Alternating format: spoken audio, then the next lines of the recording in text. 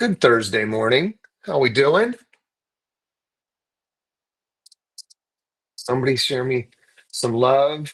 Put that mic on and tell me something good. What do we got? Who's got something good going? I'll tell you, AI is infiltrating our lives. It's just coming at us from every angle. We are now Google just had some new releases, so they're building all of their stuff right into all their platforms. So I turned on Google Meet this morning, and I have the ability to record the meeting, take notes, have it transcribed.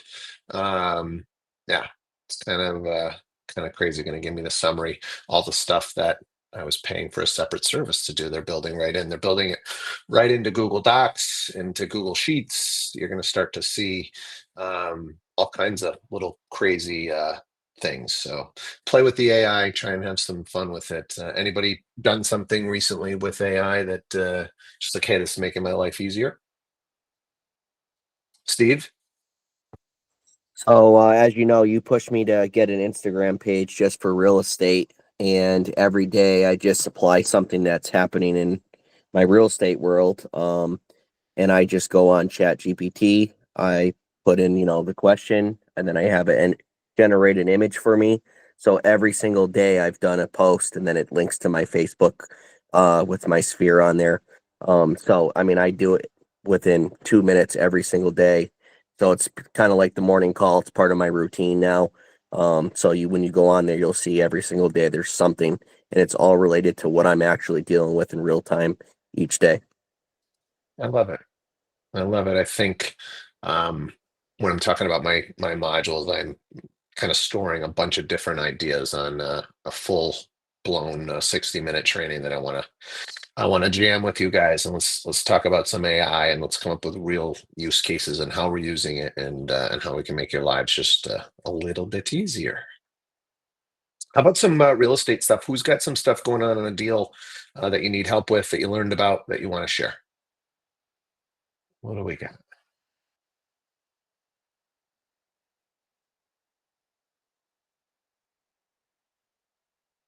We can continue down the inspection stuff that we are talking about yesterday. Chris, I know you're on, and we had chatted after the call a little bit. I'd love for you to share your experience, if you're in a place to do so, on the flood stuff, because I think you've got some valid points that we didn't cover yesterday. So you're in a position to talk? So Oh, basically, what we there you go. talked, yeah, can you hear me now? Yep, yep. Okay.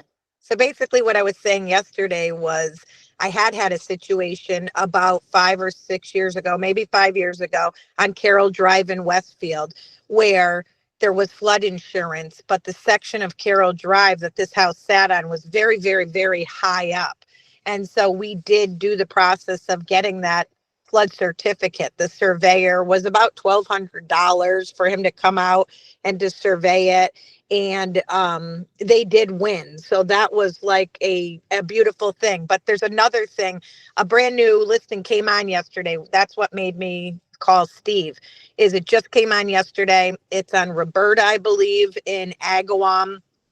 um and the agent did his due diligence. He's a great agent, and he put in a quote for the flood insurance, which was like $2,200 for the year.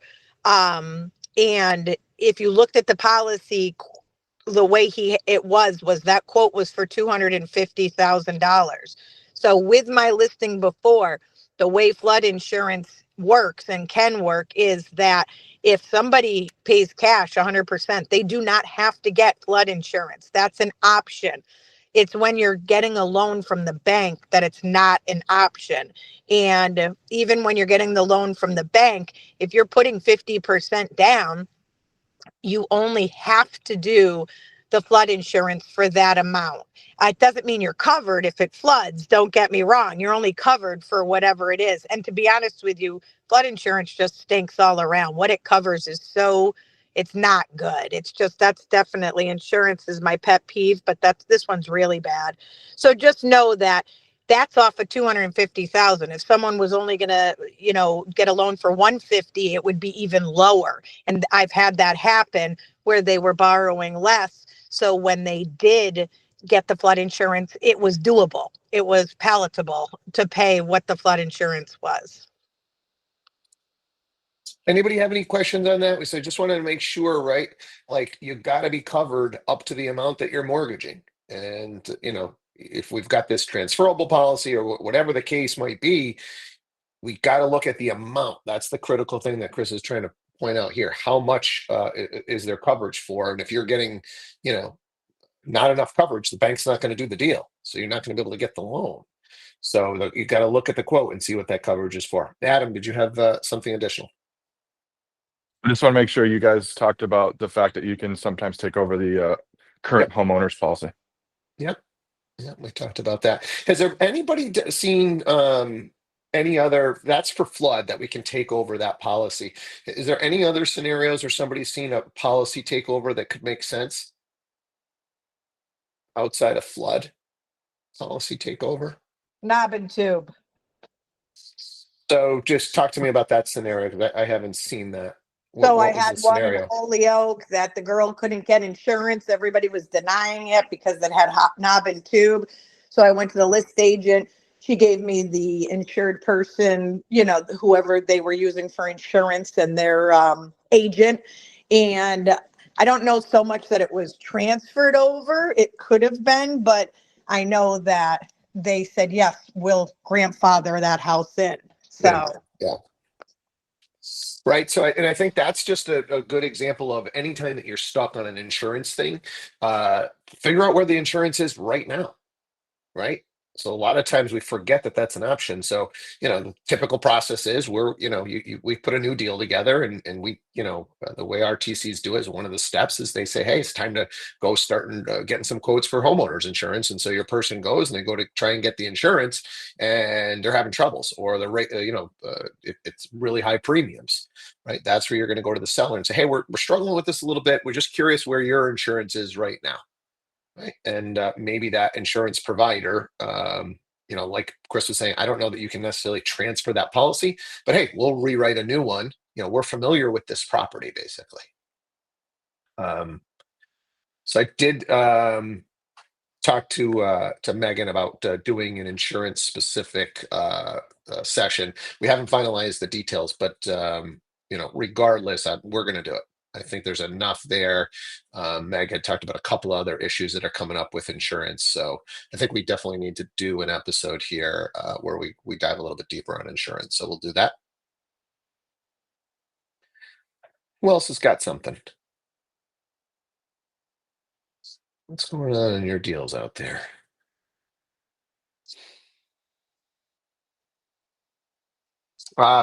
So the next topic I had for the inspections, and there's a million here, so we're probably going to be on inspections for a bit, because I think all of this stuff is really important. The next one I had was mold inspections. Anybody want to share an experience on a mold inspection? What happened? How did you guys get it resolved? Anybody have anything on that? Because these can get kind of dicey. I feel like it's almost, I don't know, what is it, three-quarters of houses? The inspector would be like, well, that could potentially be mold, and they just try and cover their butts. So who wants to just share something regarding mold? Tracy. Yeah, good morning, Steve. Yeah, I've had this come up a few times, and we've usually just gone back and just had an environmental company come in and just verify that it's mold. I had one last summer, and it ended up being mold. My buyer came out of pocket to pay that secondary inspector, um, and we had to have a remedy because it was an FHA loan. I have one right now, and the entire ceiling is covered in mold in the bathroom, and the appraiser missed everything in that house. So it's just I tried to have my ducks in a row, and I had Jared go out there and take a look at it as a second opinion as well.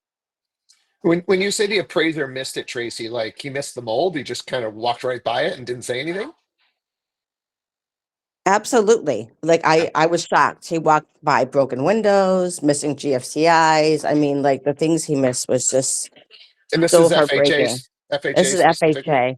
This is Yeah. FHA. Like it was the FHA loan, and like he only flagged a small section of paint in the front on the front porch and smoke detectors. He missed the whole back of the house, the garage doors in front. Uh, yeah, so Yeah. it gets complicated when they miss it all. Now we're picking on it. So Yeah. Do you happen to remember, just because I think you said one of them was fairly recent, what that secondary mold inspection run you? oh my goodness, I think that was summer. That was actually, I think that was like $400 that my client had to pay. It was for the basement. There was a Yep. lot of mold in the basement. Okay. Adam. Hey, so just a couple things here. The first is you always want to understand why the mold is happening in addition to treating the mold. So probably the most popular one in the Northeast is the bath fans. So a lot of times that mold is contained to a couple square feet of where that bath fan's going out. But you always want to understand, what's causing the mold, right? So I've bought houses where there's poor ventilation in the attic, and literally the entire roof was mold, and we had to rip off the plywood and redo it. I've had other ones that are just literally spot treated, right? They come in with a chemical, they spray it on, it turns it white, they rub it off, and you're good. So that's the first thing, is just in addition to getting the mold corrected, make sure we're correcting the problem that's causing the mold. The second one, just from an inspection perspective, I've never had a mold test done, either for a buyer or on a listing of mine, but we just had a new construction sale down here in Florida, and there was some mold on all the cross members. And he said the reason for that is a lot of times these joists or cross members are just laying on the ground before they're installed, and then the one or two on the bottom that are touching the dirt form mold pretty quickly. Then they get put up in the attic, and you got the hot Florida sun, and it just starts to bake it. So for $45, they did a swab test. We don't have the results yet, but the resolution is for this company called Dry Right, which is very famous down here, to come in, and they're just going to literally sandblast all of the cross members to get the mold out. So the second thing is just there's always a way to resolve things. So when the guy said, when the inspector came off the ladder and said, "Hey, there's a bunch of mold," I thought the client was going to freak out, but he was cool, calm, and collected, and said, "Hey, what's the resolution?" And it was pretty simple. And in this case, it's under warranty from the builder. So just Yeah. wanted to share that. I think the other thing is, a lot of times I feel like the inspectors don't want to go to that next level, or there's varying next levels that those inspectors are going to go to. So we've got to be that resource, right? If that inspector hadn't said, "Hey, here's a couple of ideas," as an agent, we've got to go, "Hey, yep, no problem. Seen the mold in the attic before," or, "You know what? This is, I haven't seen this type of thing come up. Let me talk to my team. Let me get back to you. There's got to be some ways that we can get this resolved." Right. And so now it's time to go to work and do your homework and figure out, hey, here's three different options. Right. One, we got to fix this issue, right? Whatever's causing it. Two, then this is how we're going to treat it. Or, hey, we only need to treat it. This is a weird thing. There was no issue. It was an issue that existed prior to it going up. Or, so just it's time to investigate and try and get our hands dirty and come up. This is being a real estate resource. These are the types of things that we got to do as agents. So um who else? Chris, I thought you had your hand up. What else do we have for mold stuff? Well, it was just that mold is not as scary word as everybody makes it out to be anymore, because an inspector is going to save his ass. As soon as it looks a little white, whatever, they're going to be like, there's mold, possible mold like substance happening. And I think more times than not, people aren't testing it. They're just treating it, because it is not that costly anymore to treat mold. It truly isn't. You can treat it and have it taken care of, for under $500, like Adam said, depending on what the spot is. And obviously, the huge thing is why? Why is it there? Oh, my bathtub leaked into the basement and nobody ever wiped it up and it turned into mold. It's like, obviously, that's where it comes from. But I think that, like you said about being the real estate resource, we have to be calm. Like, mold's not that big of a deal anymore. Now, I have had a property in Southwick, I remember quite a few years ago, that they had all kinds of allergies, and they did like a mold air test in the finished basement. And I want to say it was crazy, like $2,500 to put this machine down there that tested the air for 7 days. Praise Jesus, nothing ever came out of it. It was good, but I don't really know at that point, because that's literally in the air. That wasn't even like you saw something. But that inspector way back when was very like, you should do an air quality test, because, if your so and so has allergies, you want to know. But again, that was an upsell. But it's not that. Yeah, and I think that's it's a really good point with these inspectors, right? When they're out there, right? If they can upsell two other services, they just turned a $500 inspection into $1,000 inspection in the same amount of time potentially. So a lot of these guys are going to try and throw an extra inspection or two in there. Couple of things to keep in mind with those air quality tests. They can get pretty expensive, especially if you're doing it in coordination with mold services. So I had one where we had pretty significant mold, and so the seller agreed to do the remediation.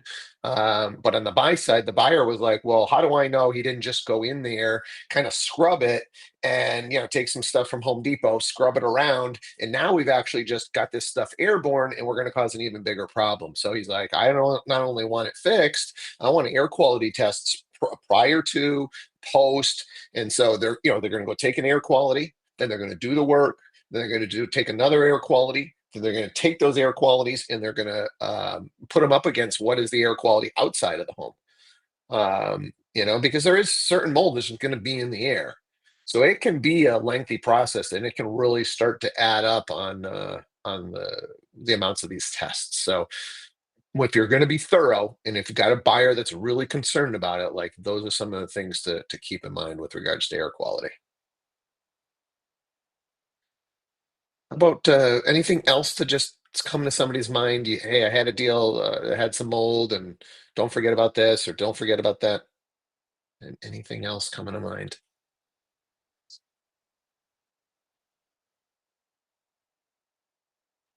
All right. Anybody dealt with anything regarding water quality? Have we added any systems to a home, or had something come up with they want to test the water and X, Y, or Z happened? Wendy, I see your hand up. Yeah, actually, I was trying to tap on the mold, but I missed you. So anyway, I don't, is it up still? No, hit it. Yeah, go for it. Well, I had a mold test on, it was nothing crazy. It was just a simple, test. We did an air, we did a visual. Anyway, the gentleman found some, mold behind the bathroom vanity, but that would be typical when you have, like a slow leak, or, some of the water issues that happen behind the kitchen sink and whatever, but you don't see it until you dig in a little bit. But it wasn't anything earth shattering, or it didn't stop anything. It was just for peace of mind. But yeah, that was just a test I had done on a place in October. Yeah, and I think sometimes that's all the buyer kind of just wants, is a little peace of mind from an expert.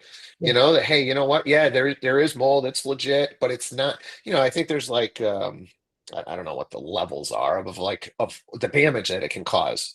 I don't know what the right term is if somebody wants to help me, but there's there's mold there, and it's absolutely mold, but it's not life threatening, or it's not. I don't know what the word I'm looking for is, but there's hazardous, I guess, mold, and maybe not so hazardous mold, if you will.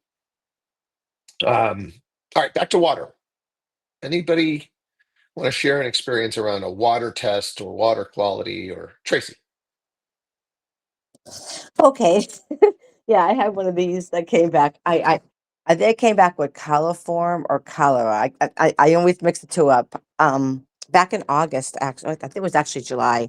We closed in August. And we reluctantly got the seller to agree to a holdback.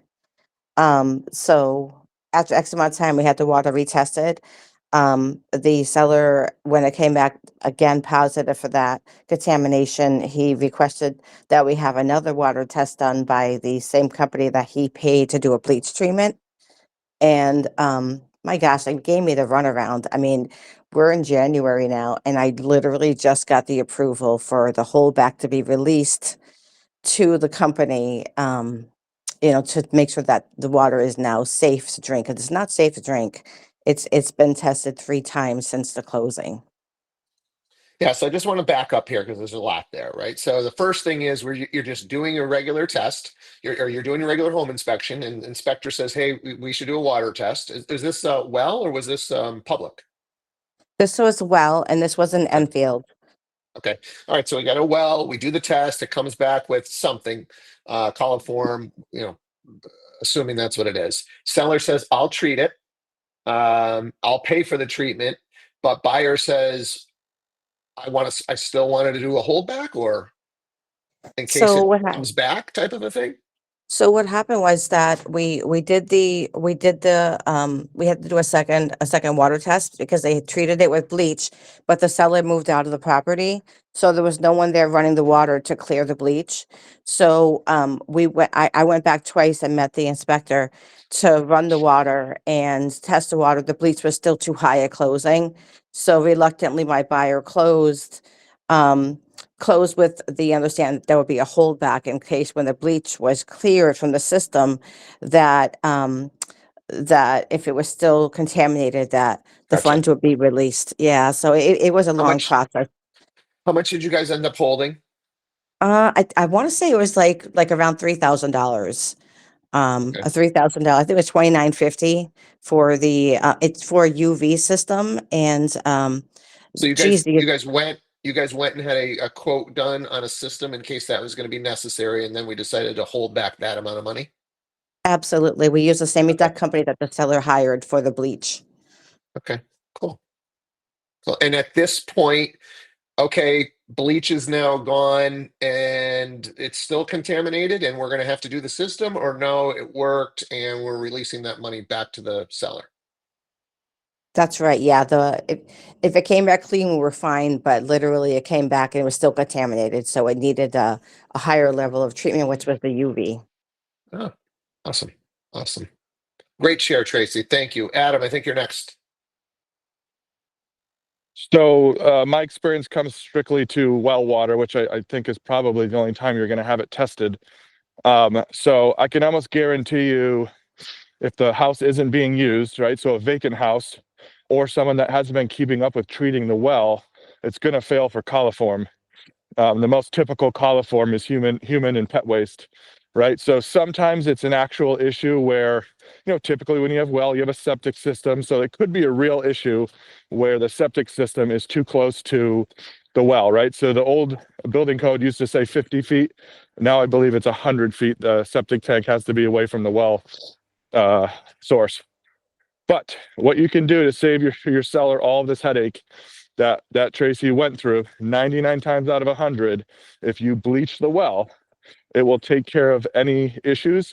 And as long as you bleach it every year, you're going to be fine. So just to kind of understand what you're doing when you're bleaching a well, when you show up to a property, there's going to be something what's called the wellhead, right? It sticks out of the ground.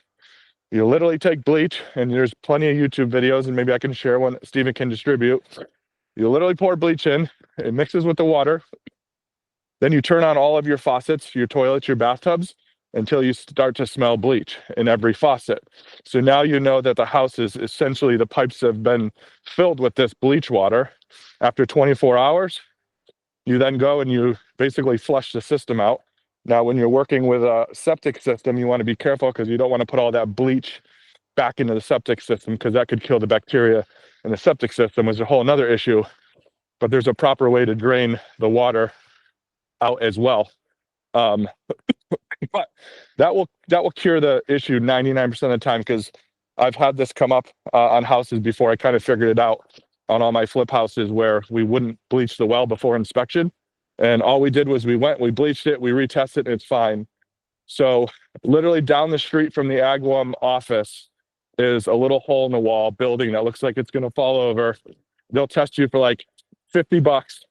they can test it. So if your seller wants to be proactive and avoid scaring a buyer that there's, you know, material in the water, I would have them do the bleach or hire someone to properly do it. And then you can go proactively get a test that's kind of off the record, but in a formal official test. And then you'll know for when you actually go to sell the house when they do it. And then one other small note, a lot of times the inspectors, when they pull the sample, they're pulling it off of either the kitchen faucet or the outdoor spigot. So I would make sure you're sanitizing those with bleach as well, because your well could be fine, but if there's some material on the hose bib on the outside of the house or the kitchen faucet, that can throw off the test too. And I've seen inspectors not even wipe that stuff down and try to have a clean test. So I'll stop there. I was a little bit in the weeds, but No, that's good. That's good. Yeah. And when they do take that test, obviously you got to let that run. I don't know what the recommended time is, but you know, if the guy's if you're gonna do a water sample and it's, you know, whatever, a couple hour inspection, turn the darn thing on, let the water run, let it clean out anything, and then take your sample. Chris, you've been patiently waiting. What do you got?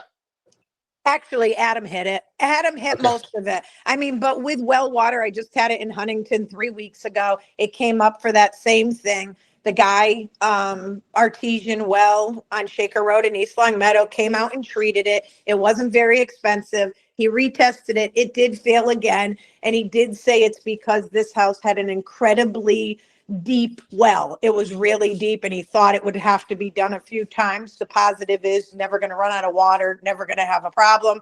He treated it a second time, came back 48 hours later, and it was all set. But Adam, for the getting ahead of the problem is absolutely 100% good advice. The other thing, Adam, you had thrown in there is, you know, typically you are seeing water tests on well systems, right? Because there's not much you can do on a public system. But I think people are getting more and more concerned about the water that they're drinking. So I don't think it's going to be uncommon to see people want to test town water. Now, you're not going to be able to do anything about it. What they're testing town water for is to say, hey, do I want to, or do I think I'm going to need to put my own filtration system into my house?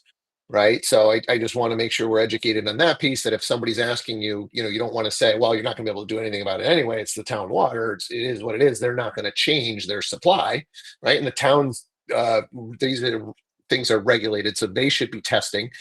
Sometimes if you're a homeowner or even probably a renter would get this notification, hey, you know, we've tested the water, we found this, we're doing this, everything's fine, it's still drinkable. Or sometimes, you know, there'll be a break in the pipes and, you know, something, you're getting gray water and you can't do it. So the towns are regulated, but I think you're going to see more and more homeowners looking at what am I putting into my body, and wanting to do tests even when it's public water. Meg. Just wanted to touch on, I know we're digging into this well pretty good here, but I did have an instance over the summer where a property was pretty much vacant, just very on and off use. And I had a feeling it was going to come back, you know, with an issue because I knew the water hadn't been running. But then I happened to be there at the inspection and I witnessed the inspector. He took the water right from the sink, but I watched him touch the sink with his bare hands and then take the water sample. And I'm like, oh shit. And I told the other agent right away, I'm like, this is 99.9% going to come back positive because I'm pretty sure he hasn't washed his hands in a while. But anyways, when I questioned the inspection company on it, they said, no, they have to take the water like right away without running it first because it's something called a first draw. And I hadn't ever heard of that. So I was just wondering if anybody else had, because every other water inspection that I've ever been a part of, you run the water for at least 2 minutes before taking it because you want water from the well itself, not just the water that's sitting in the pipes in the house.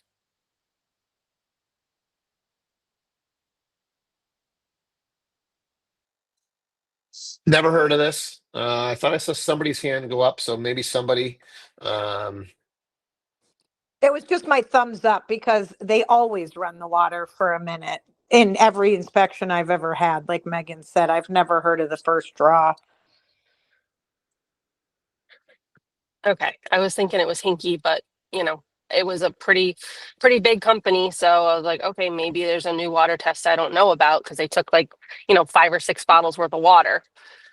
But then sure enough, when it came back positive, we did get a second test after the fact, and they, then that one came back clean. So, I do have a feeling that the person contaminated it with his hand. Right. So I'm just chat GPTing here to see what it's just so we can hopefully wrap this up. The first draw purpose is to detect contaminants that leach into water from pipes, fixtures, or solid solder while water sits stagnant. So you're really kind of testing the pipes themselves, the lead, the copper, and the pipes. And then the post flush, this is where you're letting the water run for at least 30 minutes. This is evaluating the quality of the water source itself, such as the well.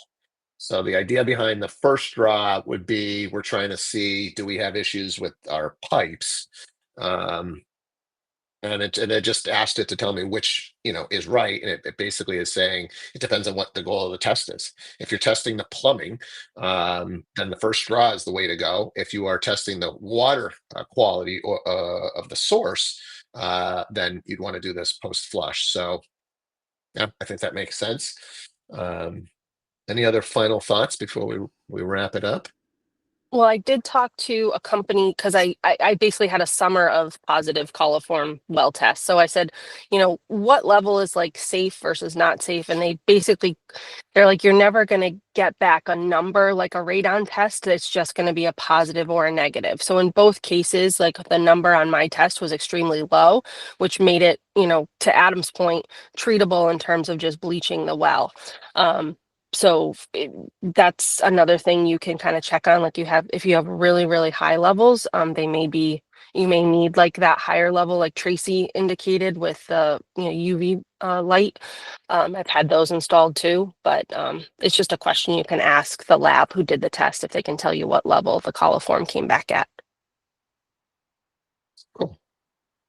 I thought there was one more hand. Somebody else have one final comment? I was pretty impressed that Megan said, since we're digging deep into this well, that was a pretty good play on words. No pun intended. Agree. I said it out loud. Adam, you had one earlier. I don't remember what it was, but I can't remember. But you had a pretty good pun that I don't think you realized. So we're gonna touch on like Maybe- radon systems and termites and all that stuff, I assume, right? At some point. Oh my God, I got a list. Okay. I got a list. There's so much with this stuff. So this has been good. Let's just pop over to the calendar really quick. If you guys are looking for a little extra knowledge today, these are our options. New Agent Starter Series, Facebook Ads 201. I don't think I've seen that. I've seen the 101 come up quite a bit. Real Agent Society, Conversations to Closings, Top Systems and Tools for generating referrals. And then 10 steps to dominate your database. Be interesting to see how that one compares to the database stuff that I just did. So appreciate you guys. Great banter today, back and forth. A lot of good stuff. And I look forward to tomorrow. All right. Enjoy your Thursdays. We'll do it again tomorrow morning and finish off strong. All right. Take care.